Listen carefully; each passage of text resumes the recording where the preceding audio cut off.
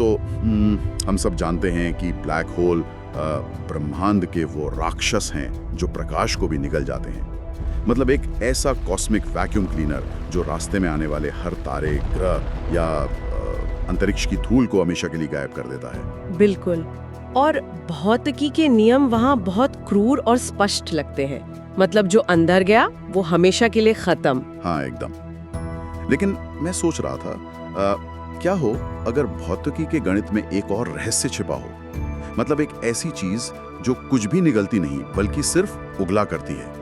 एक ऐसा दरवाजा जहां से बाहर तो आया जा सकता है लेकिन अंदर कभी प्रवेश नहीं किया जा सकता। ये विचार ही अपने आप में बहुत रोमांचक है ना? तो आज की इस गहन चर्चा में हमारे सामने जो स्रोत है the white hole, a mirror to new beginnings, वो वास्तविकता के इन्हीं नियमों को पूरी तरह से चुनौती देता है।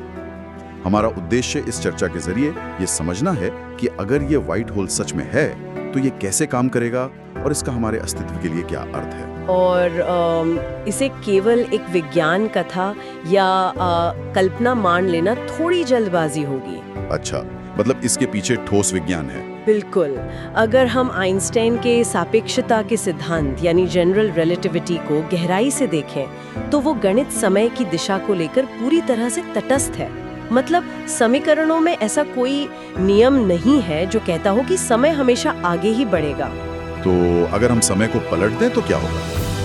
वही तो दिलचस्प बात है। जब हम ब्लैक होल के गणित में समय को उल्टा घुमाते हैं तो समीकरण टूटते नहीं हैं बल्कि वे एक नई तस्वीर पेश करते हैं, एक व्हाइट होल की तस्वीर। ये ब्रह्मांड को समझने का एक बेहद गंभीर प्रयास है जहां हमारी सामान्य समझ काम करना बंद कर देती है। तो चलिए इस अवधारणा को एक विचार प्रयोग के जरिए समझते हैं। कल्पना कीजिए कि एक गहरे स्पेस मिशन पर एक अंतरिक्ष यान अनंत शून्य कर देने वाले अंधेरे के बीच से गुजर रहा है। बिल्कुल गहरा अंतरिक्ष। हाँ, और अचानक यान के सेंसर एक ऐसी वस्तु का पता लगाते हैं जो वहां होनी ही नहीं चाहिए।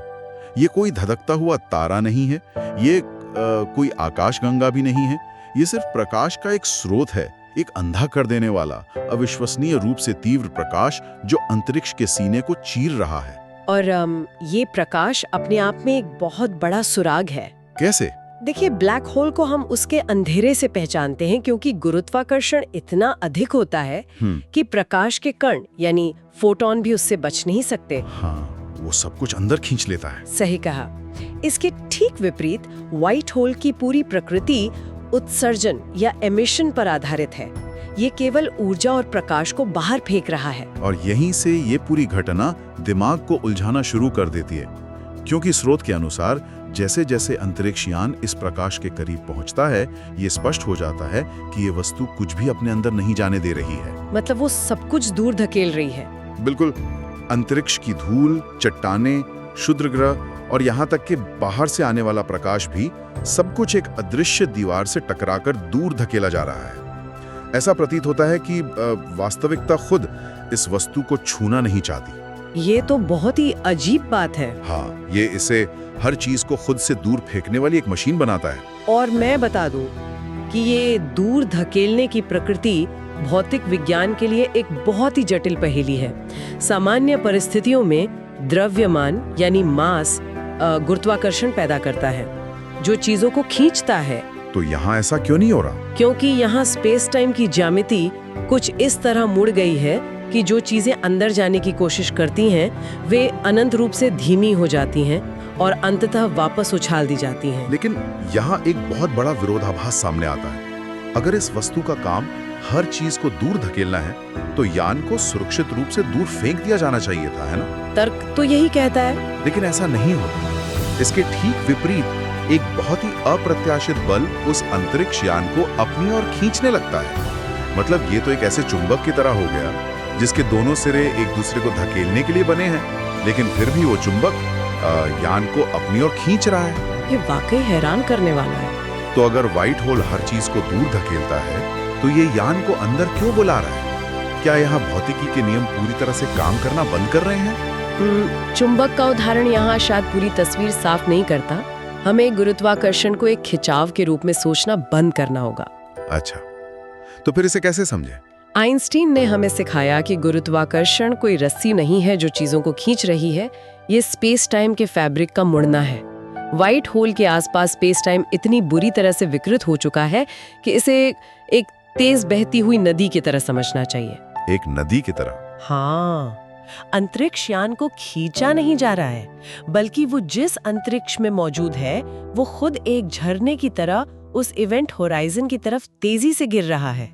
ये बल यान को बुला नहीं रहा है, ये अवास्तविकता के उस ताने बाने को ही समेट रहा है जिस पर यान टिका हुआ है। अरे बाप रे, मतलब अंतरिक्षयान अपनी जगह पर स्थिर भी रहे तो भी वो जमीनी खिसक रही है जिस पर वो खड़ा है। सटीक। प्रकृति के नियम टूट नहीं रहे हैं, वे बस उन चरम सीमाओं पर काम कर रहे हैं जिन्हें समझना इंसान के रोजमर्रा के अनुभव के बाहर है। ये बहुत ही डरावना और रोमांचक है। और इसी बहती हुई नदी में फंसकर अंतरिक्षयान अंततः उस इवेंट होराइजन को पार कर लेता है। इवेंट होराइजन के पार जाना हमेशा से विज्ञान का सबसे बड़ा रहस्य है। और ब्लैक होल के इवेंट होराइजन के बारे में हमारी धारणा है कि वहाँ सब कुछ अनंत अंधेरे में डूब जाता है। लेकिन स्रोत बताता है कि इस सीमा के पार सब कुछ शुद्ध सफेद है। वहाँ कोई दिशा नहीं है, कोई ऊपर नहीं, कोई नीचे नहीं, कोई आवाज नहीं, सिर्फ प्रकाश। हाँ, सिर्फ एक अनंत अंधा कर देने वाला प्रकाश है। मैं समझाती हूँ कि ऐसा क्यों है। इवेंट होराइजन वो गणितीय सीमा है जहाँ से वापसी संभव नहीं है। ब्लैक होल के मामले में ये इसलिए है क्योंकि बाहर जाने का कोई रास्ता नहीं बचता। और व्हाइट होल में? व्हाइट होल के मामले में ये सीमा इसलिए विचित्र है क्योंकि यहाँ प्रवेश करने पर दिशाओं का जो हमारा ज्यामितीय ढांचा है वो पूरी तरह चरमरा जाता है। बिना किसी गुरुत्वाकर्षण केंद्र के ऊपर या नीचे का कोई अर्थ ही नहीं बचता। दिशाओं का खत्म होना तो फिर भी समझा जा सकता है, लेकिन इस यात्रा का सबसे डरावना हिस्सा समय के साथ जुड़ा हुआ है। समय के साथ क्या होता है समय को वहाँ? स्रोत के अनुसार इवेंट होराइजन के पार यान की घड़ियां बेतरतीब ढंग से काम करने लगती हैं। समय कभी बहुत तेजी से आगे भागता है तो कभी उल्टी दिशा में चलने लगता है। ये तो सच में बहुत अजीब है। और इतना ही नहीं, अंतरिक्ष यात्रियों की यादें भविष्य की झलकियों के साथ उलझने लगती हैं। अतीत का कोई पल और भविष्य में होने वाली कोई घटना एक साथ स्क्रीन पर दिखाई देने लगती है। मतलब समय एक ही दिशा में नहीं बह रहा? बिल्कुल नहीं। समय अब रेखीय या लीनियर नहीं रहा। कल्पना करना भी मुश्किल है कि बचपन की यादें और बुढ़ापे का अंत एक ही पल में महसूस हो रहा हो। यह घटना भौतिकी के एक बहुत ही गहरी अवधारणा की ओर इशारा करती है, जिसे ब्लॉक यूनिवर्स या ब्लॉक ब्रह्मांड कहा जाता है। ब्लॉक यूनिवर्स, ये क्या होता है? देखिए, हम इंसान समय को एक बहती हुई नदी की तरह महसूस करते हैं। एक के बाद एक पल गुजरते हैं। हम कारण और प्रभाव से बंधे हैं। पहले हम माचिस जलाते हैं, फिर आग लगती है। हाँ, यही तो सामान्य बात है। लेकिन रिलेटिविटी के चरम स्तर पर समय स्पेस की तरह ही एक आयाम या डिमेंशन बन जाता है। व्हाइट होल के अंदर समय उस बहती हुई नदी से बदलकर एक जमे हुए महासागर जैसा बन जाता है। एक जमा हुआ महासागर? हाँ, अतीत, वर्तमान और भविष्य सब एक ही विशाल ब्लॉक में एक साथ मौजूद होते हैं। यार, ये विचार तो मानवीय चेतना की नींव ही हिला देता है। मतलब अगर कारण और प्रभाव ही खत्म हो जाएं, अगर हर घटना पहले से ही एक साथ हो रही है, तो अस्तित्व का क्या मतलब रह जाता है? ये बहुत गहरा सवाल है। मैं यही सोचा था कि क्या बिना समय के बहाव की जीवित रहने का कोई अर्थ है, यह सिर्फ एक गणितीय जेल है? मैं समझती हूँ, विज्ञान के नजरिए से देखें तो ये साबित करता है कि मानव धारणा कितनी सीमित है। सीमित? कैसे? हमारी चेतना इस बात पर निर्भर करती है कि एंट्रोपी यानी अव्यवस्था बढ़ रही है, जो समय को आगे धकेलती है। व्हाइट होल के अंदर जब वो तीर ही टूट जाता है तो मानव धारणा विफल हो जाती है। तो क्या महाजीवन संभव है? वहाँ अस्तित्व तो है, लेकिन जीवन और अनुभव की जो परिभाषा हम जानते हैं वो उस जमे हुए महासागर में पूरी तरह अर्थहीन हो जाती है। लेकिन शायद ये जमे हुए समय का महासागर कोई स्थायी जेल नहीं है। ऐसा क्यों? क्योंकि इस अंधा कर देने वाले प्रकाश और समय के बवंडर के बाद अचानक एक बहुत बड़ा एहसास होता है अंतरिक्ष यात्रियों को। ये एहसास कि ये व्हाइट होल कोई फंदा नहीं है, ये एक निकास द्वार है, एक एग्जिट पॉइंट। एक एग्जिट पॉइंट? पर कहाँ के लिए? यही तो सबसे बड़ा सवाल उठता है। ये निकास किस चीज का है? किसी ब्लैक होल का, किसी अन्य ब्रह्मांड का, या खुद वास्तविकता का? इस सवाल का जवाब भौतिकी की सबसे बड़े सिरदर्द क्वांटम इंफॉर्मेशन पैराडॉक्स में छिपा हो सकता है। क्वांटम इंफॉर्मेशन पैराडॉक्स, ये क्या है? क्वांटम यांत्रिकी का एक बहुत ही सख्त नियम है, वो ये कि ब्रह्मांड में जानकारी या इंफॉर्मेशन कभी नष्ट नहीं हो सकती। जानकारी से आपका मतलब क्या है? क्या ये कंप्यूटर डेटा की तरह? एक तरह से हाँ। क्वांटम जानकारी का मतलब है परमाणुओं और कणों की वो विशिष्ट व्यवस्था जो एक सेब को सेब बनाती है और कुर्सी को कुर्सी। अच्छा, तो उस व्यवस्था का क्या होता है? स्टीफन हॉकिंग ने बताया था कि ब्लैक होल अंततः वाष्पित हो जाते हैं। तो अगर एक सेब ब्लैक होल में गिर जाए और वो ब्लैक होल वाष्पित हो जाए तो उस सेब की क्वांटम जानकारी कहाँ गई? हाँ, अगर ब्लैक होल ही खत्म हो गया तो वो जानकारी भी गई। बिल्कुल। और अगर वो नष्ट हो गई तो क्वांटम यांत्रिकी के सारे नियम गलत साबित हो जाएंगे, जो कि विज्ञान के लिए एक बहुत बड़ी आपदा होगी। एकदम सही। और यहीं पर व्हाइट होल इस समस्या का समाधान बनकर उभरते हैं। वो कैसे?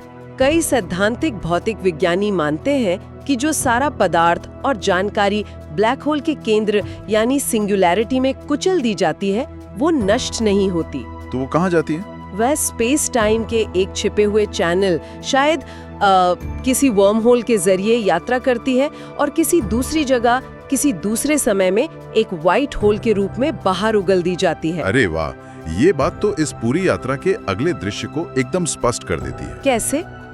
स्रोत में आगे क्या होता है? क्योंकि जैसे ही वो अंतरिक्ष यान इस निकास द्वार से बाहर निकलता है, जो नजारा दिखता है वो बिल्कुल अलग है। बाहर जो तारे दिखाई देते हैं वे हमारे जाने पहचाने तारे नहीं हैं। जो आकाश गंगाएं नजर आती हैं उनके आकार बेहद अजीब और अपरिचित हैं। मतलब वो किसी और ही जगह पहुंच गए हैं। हाँ, ऐसा महसूस होता है कि वहाँ की भौतिकी के नियम ही कुछ और हैं। ये एकदम साफ हो जाता है कि अंतरिक्ष यात्री अब अपने ब्रह्मांड में नहीं है। और यहीं से एक ऐसा विचार जन्म लेता है जो रोंगटे खड़े कर देता है। क्या विचार? क्या ऐसा हो सकता है कि व्हाइट होल ही नए ब्रह्मांडों को जन्म देते हों? ये परिकल्पना ब्रह्मांड विज्ञान को देखने का नजरिया पूरी तरह बदल देती है ना? हाँ, अगर ब्लैक होल और व्हाइट होल आपस में जुड़े हुए हैं तो इसका मतलब है कि हर बार जब एक बहुत बड़ा तारा ढहकर ब्लैक होल बनता है तो वो बस मर नहीं रहा होता। तो वो क्या कर रहा होता है? पूरा नया ब्रह्मांड बना देता है। ये तो किसी कॉस्मिक 3D प्रिंटर की तरह हो गया। हाँ, बिल्कुल सटीक उदाहरण है। मतलब मान लीजिए हमारा ब्रह्मांड एक ब्लैक होल के रूप में पुराने मरे हुए तारों और ग्रहों का मलबा इकट्ठा कर रहा है, उसे एक अनंत बिंदु तक कुचल रहा है और फिर उस मलबे को एक व्हाइट होल के जरिए एक बिल्कुल नए ब्रह्मांड को प्रिंट करने के लिए इस्तेमाल कर रहा है। ये बहुत ही खूबसूरत विचार है। लेकिन अगर ऐसा है तो ये विचार हमें हमारे अपने अस्तित्व के सबसे बड़े सवाल की तरफ ले जाता है। क्या इसका मतलब ये है कि बिग बैंग, जिसे हम अपने ब्रह्मांड की शुरुआत मानते हैं, वो भी दरअसल एक विशाल व्हाइट होल ही था? तार्किक रूप से देखें तो ये निष्कर्ष एकदम सटीक बैठता है। हम हमेशा बिग बैंग को एक शुरुआत के रूप में देखते हैं, ये मानते हुए कि ब्रह्मांड शून्य से पैदा हुआ था। हाँ, ये तो मैं स्कूल में भी पढ़ाया जाता है। लेकिन शून्य से कुछ भी पैदा होना भौतिकी के लिए हमेशा से एक अजीब बात रही है। अगर बिग बैंग वास्तव में एक व्हाइट होल था तो हमारा ब्रह्मांड शून्य से नहीं आया है। तो फिर कहां से आया है? ये किसी बहुत पुराने विशालकाय मात्र ब्रह्मांड के ब्लैक होल का निकासवार है। ये सिद्धांत ब्लैक होल को कब्रिस्तान या अंतिम स्टेशन मानने की हमारी आदत को पूरी तरह पलट देता है। मतलब ब्लैक होल कोई कब्र नहीं है, वे ब्रह्मांडीय दरवाजे हैं। हाँ, और इस तरह सृष्टि और विनाश के बीच की जो लकीर हमने खींच रखी है वो पूरी तरह से मिट जाती है। ये तो सच में नजरिया बदलने वाली बात है। विनाश और निर्माण अलग अलग घटनाएं नहीं हैं, वे एक ही प्रक्रिया के दो पहलू हैं। पुराने का विनाश ही नए के निर्माण की पहली और अनिवार्य शर्त बन जाता है।